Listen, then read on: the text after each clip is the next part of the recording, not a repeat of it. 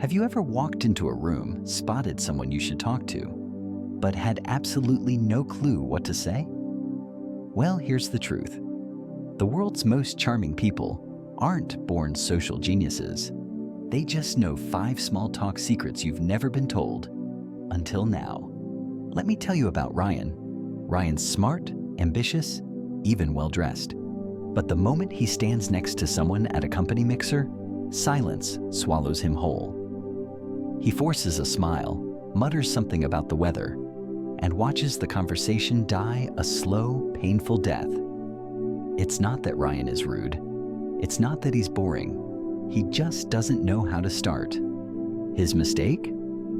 He thought small talk was about talking, but as you'll see, the first secret shows it's actually about something else. Here's the first secret. Small talk doesn't start with words. It starts before you even speak. The best small talkers walk into a room already reading it. They're scanning the room, taking in body language, tone, and energy.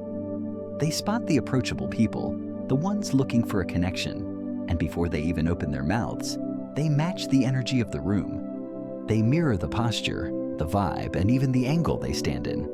And by the time they say, "Hey, I'm Alex," they've already built a nonverbal bridge.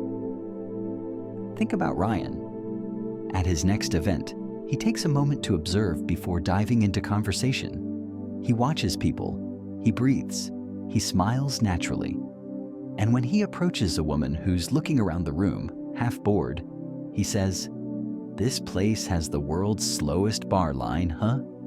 She laughs, and just like that, the door to conversation opens.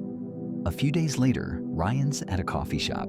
He overhears 2 people chatting effortlessly while waiting in line. There's no awkwardness, just genuine connection. Ryan realizes something. The second secret isn't about what to say, it's about what you notice. Small talk is observation, not invention. Social geniuses don't pull lines out of thin air. They don't try to be clever or witty. They simply comment on what's in front of them. Take this example. "Wow, this coffee shop always smells like cinnamon and deadlines." Or how about, "That dog looks like he's in charge of everyone's morning here." It's simple, it's real, and it's a natural way to start a conversation without inventing anything. Ryan experiments with this.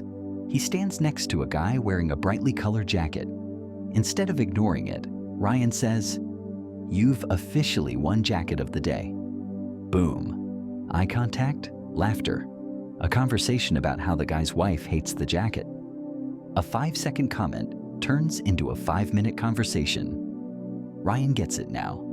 Don't invent, just observe. Ryan's next test happens in an elevator. He's riding with a senior executive from his company. It's just the 2 of them. Ryan feels a rush of panic. "Say something, say something," his brain screams. And then he remembers the third secret. Questions are a currency. When in doubt, ask. But not just any question. Avoid the boring dead-end questions like, "How's your day?" Instead, ask something more engaging, something that encourages a real answer.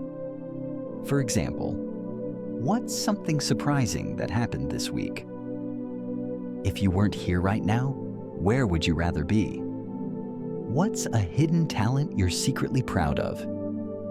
These questions are fun, they're light, and they spark interesting conversations. Back in the elevator, Ryan asks, random question. If this elevator turned into a karaoke stage, what would be your go-to song? The exec bursts out laughing and replies, "Oh, definitely Bohemian Rhapsody. But I'd need backup vocals." By the time they reach floor 8, they're both smiling. And just like that, Ryan made an impression by asking a question no one ever asks.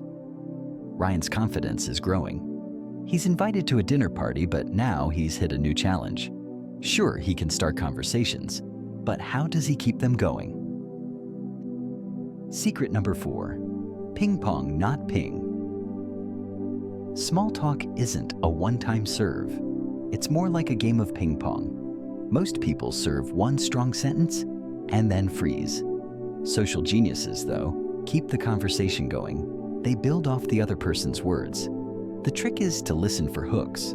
For example, if someone says, "I've been swamped at work," don't just say, "Yeah, me too." Instead say, "Oh, what's been keeping you busiest?"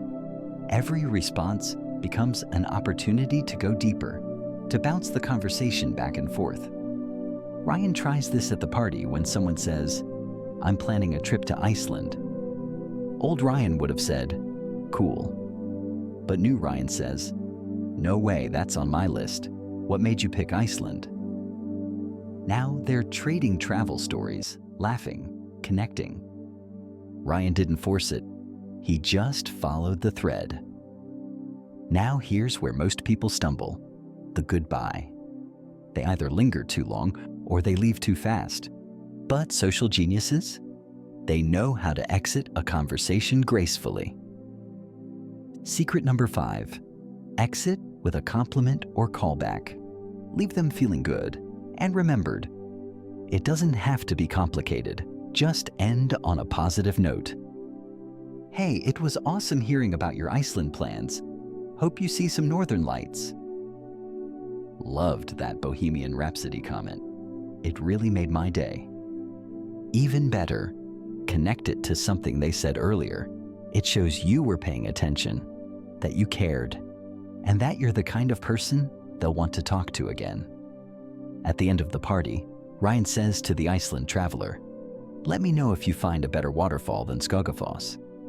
She smiles wide and says, "Wait, you know Skogafoss?" And just like that, she wants his travel tips. The conversation doesn't just end, it leaves a door open for more. Ryan didn't change who he was. He didn't memorize scripts or fake charm. He just learned to do 5 things better than most people. Read the room before speaking. Observe reality and comment. Ask fun, open questions. Follow the thread like ping-pong. Exit with intention and warmth. That's not charisma, that's skill. And skill can be learned by anyone, even you. So here's your challenge. Today, start just one conversation using any of these 5 secrets.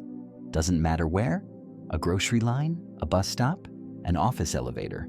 And when it goes better than you expected, come back here and tell us in the comments. What did you try, and how did it go? And hey, if this helped you feel more confident, more capable, or just a little more curious about human connection, hit that like and notification button.